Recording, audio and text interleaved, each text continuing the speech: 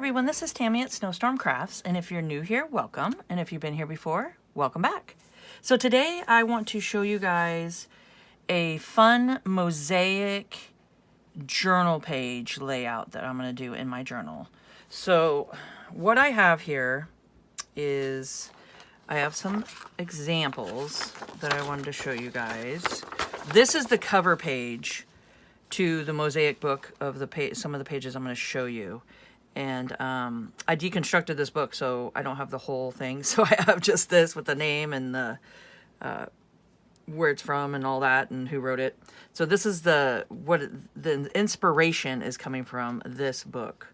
And then yesterday on one of my videos the other day, I don't remember if it was yesterday or not, but it was one of those days. And I went through and did some stenciling with you guys with a fun little roller, and I just thought that was a really neat way to stencil, and it's a faster way to do it. So I will link that video at the end screen, on the end screen, so you guys come see it. So we're going to try to incorporate some of these in there.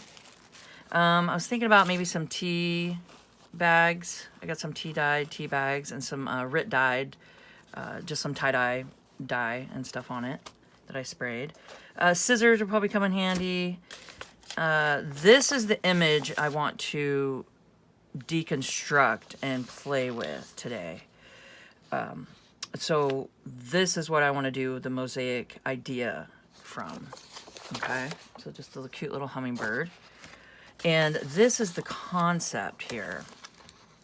Is, you know how people take the tile, I know it's a little shiny, but make sure it's not shiny on you guys. How people take the tiles and then piece together and do things like that with them. And I thought that would be kind of a fun thing to do with a magazine image or a, you know, like the hummingbird. And you could see all the different here. Just how they pieced that together and they added it to the guitar. Well, what I want to do is just, I'm going to take my scissors and I want to cut pieces out and then lay them down after I decorate my journal page. I have it's a whole spread, so I want to make sure I want to try to do this on the side and have the other one go to the wing go onto the other side, and just make it fun. And we'll see what happens. You know, I think it'd be a kind of fun little thing to do together, and we'll go from there and see how it turns out. But you could see, I think this is so cool with the tiles and stuff like that. So it's just a fun thing to do. I remember in high school, I had an art class that I did mosaic tiles, and I did a bird, like a seagull in the back. It was a seagull and then the blue background and stuff, and it was really fun. I have it somewhere. I'm not sure where it is, but yeah. So, and you can see here.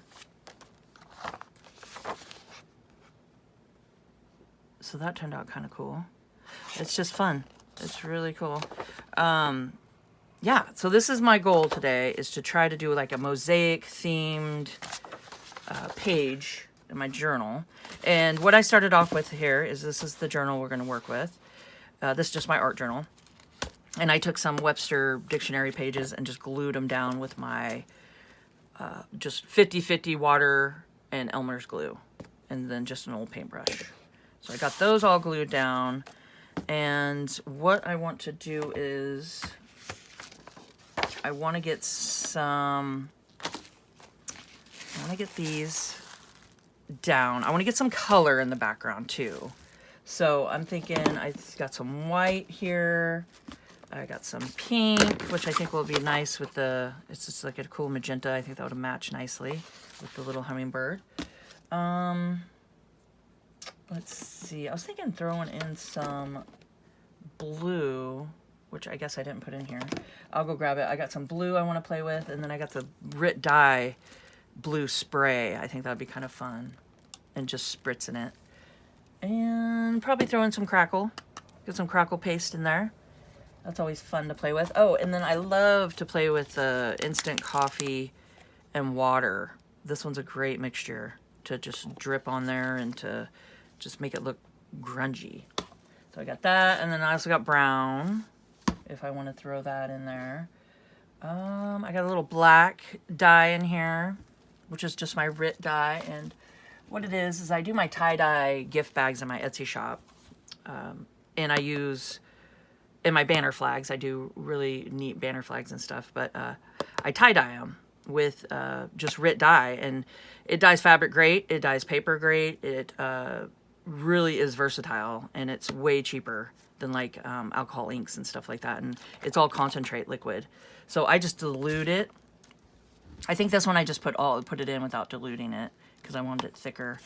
And then like the blue here, I just dilute it into my consistency of how I want it, and it works great. It works great. And I think I have that in my Amazon links too, RIT dye. If not, let me know and I can put it down there for you guys.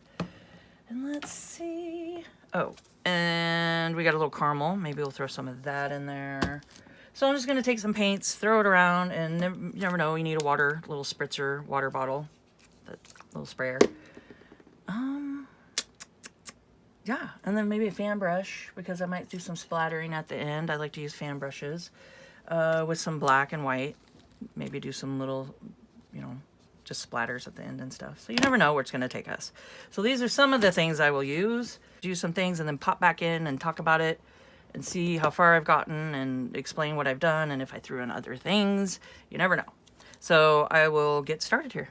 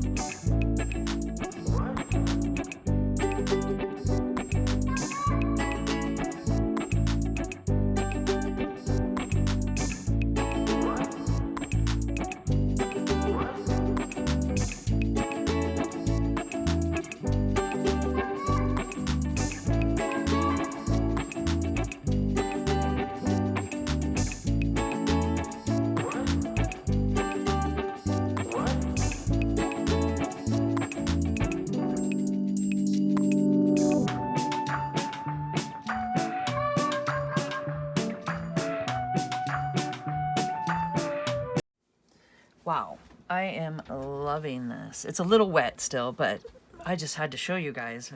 What do you guys think? I would love to hear in the comments. I think this turned out really cool. It does give you the mosaic feel to it, where you just, you know, you cut it and then put it all back together, and I really love it. I love the spatial areas in between, and I love it. I think it turned out so fun. So what did I do here? So I went ahead and started off with a blank slate. Then I added my deli paper with the flowers on it here. Glued those down. Then I did the birds, a little bit of birds up here. And I did the tea bags, which I wanted to look like rolling hills. So I thought that was fun. I thought that was kind of, it just kind of happened. And so I just glued it down with my glue and water mixture here, and then took my paintbrush and just kind of pushed it up and just pushed it down and just kind of made it kind of like fun rolling hills. And then I did the letters up in with the deli paper, the letter prints, and I went ahead and put those up here as clouds is what I was thinking, and kind of just did the same concept as down here and just pressed them, and I thought those turned out really fun. And because I didn't want it to be like readable really, you know, like I just kind of wanted it to be all mixed up and mixed in the background, and kind of looks like the sky and some clouds in the background. And then I took some of my numbers here and used my spackling. So instead of texture paste, I use spackling, and I think it's way cheaper. You could get it at just your hardware store or anywhere like that. And it's a lightweight spackling. And yeah, I love it. I use it all the time with my little palette knife. I did a couple numbers, and I also took my coffee mixture and went through and darkened these up a little bit, and put them up top and let them run and stuff like that to get the little runs through it to look like just rolling hills. Let's see. And then I did the texture paste, some crackle. I did the crackle paste throughout.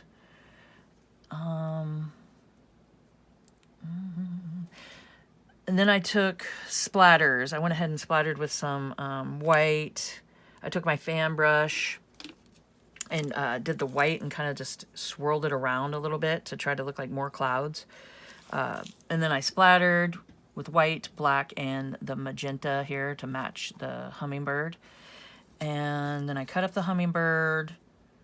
Oh, I did some white back here to make it so it's more of a contrast. I wanted it kind of a little more white behind the bird. And added some coffee to the number here. And then at the end, I think I covered everything. If you guys have any questions, anything I missed, let me know. But at the end here, I used my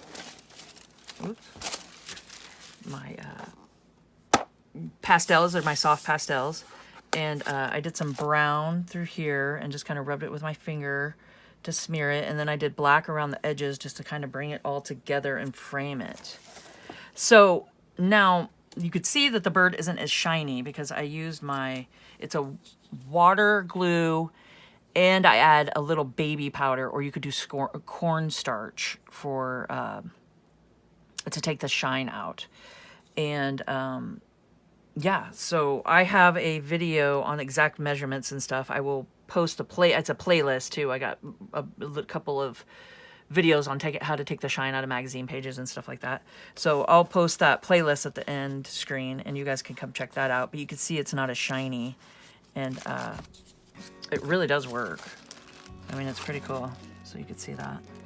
So I hope you guys enjoyed this video and found it informational. And I will make sure to go outside and get some really pretty pictures at the end here so you guys can see those at the end. And if you could please subscribe to my channel, hit the notification bell, and you guys can see my next video when I post it. Like, comment, and share, and let's grow together. And keep on crafting.